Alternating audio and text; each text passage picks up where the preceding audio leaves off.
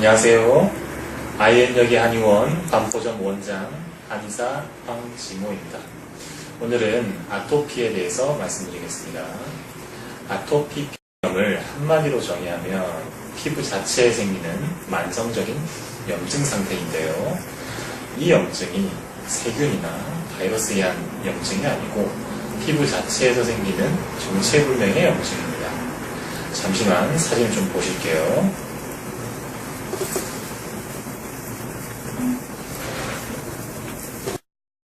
이렇게 피부 표피를 이루고 있고요. 그 밑으로 혈관과 신경이 이렇게 촘촘히 조직을 합니다. 그런데 문제는 이 피부 자체에서 순환이 잘 되지 않으면서 이렇게 염증이, 열독이 정체하는 경우가 생깁니다. 이럴 때 피부에 염증이 생기고요. 원래 피부라는 것은 이렇게 혈관과 신경이 존재하기 때문에 열이 항상 존재합니다. 그래서 열이 존재하는 건 당연하지만 순환이 잘 되지 않으면 문제는 이것이 염증을 일으킨다는 것이죠.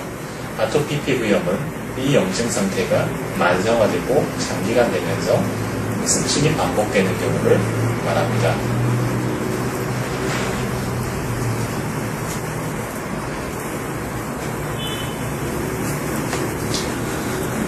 그런데 이 아토피 피부를 스테로이드 연고나 피부과의 피부약을 복용하게 되면 일시적으로 이 열을 억제하는 효과가 있는 반면에 열이 순환되지는 않습니다.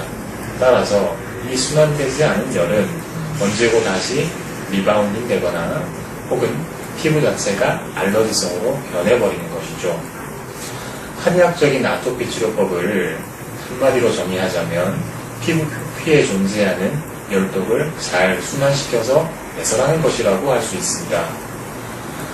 내 몸의 피부 순환이 원활하고 정상적이라면 제 아무리 다른 외부 자극인자, 예를 들면 진먼지 진드기나 세균, 바이러스 등이 있다고 한들 그것이 염증을 일으키지 못하는 것이죠.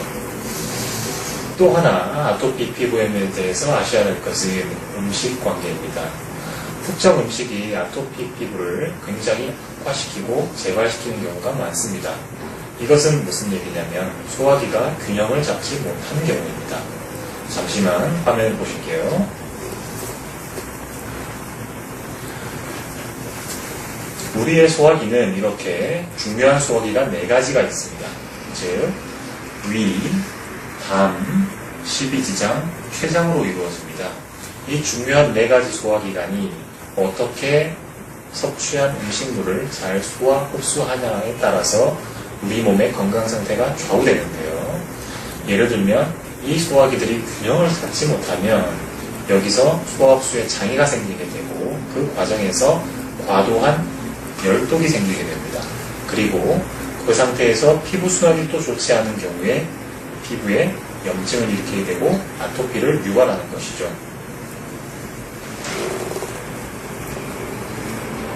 따라서 아토피의 근본적인 치료는 어떠한 음식물을 섭취하든 그것이 아토피를 유발하지 않아야 하며 재발이 없어야 합니다. 그것이 되지 않으면 예를 들면 피부가 설사 깨끗해졌다 한들 음식에 따라서 아토피가 다시 나온다면 그것은 근본적인 치료가 되었다고 할 수 없는 것이지요. 마지막으로 치료 방법에 대해서 말씀드리겠습니다. 아토피 치료법은 워낙 다양합니다. 그러나 그 치료법이 예를 들어서 너무 치료 과정 중에 힘들거나 부작용이 심한 치료법이라든지 혹은 과도한 희생을 요구하는 그런 치료법이라고 한다면 좋은 치료법이라고 할 수 없겠습니다. 저희 IN여기 한의원 반포점에서는 맑은 한약으로만 아토피를 치료하고 있습니다. 치료의 핵심적이고 근본적인 치료를 위해서 맑은 한약으로만 치료하고 있는데요.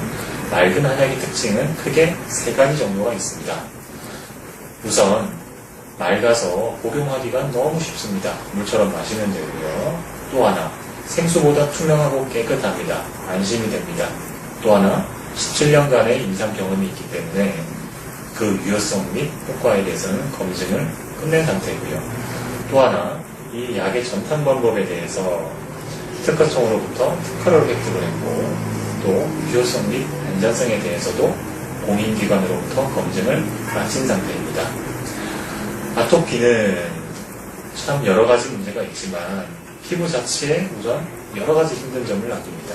또 하나는 개인의 인격 형성, 성격 형성에도 문제를 주고요.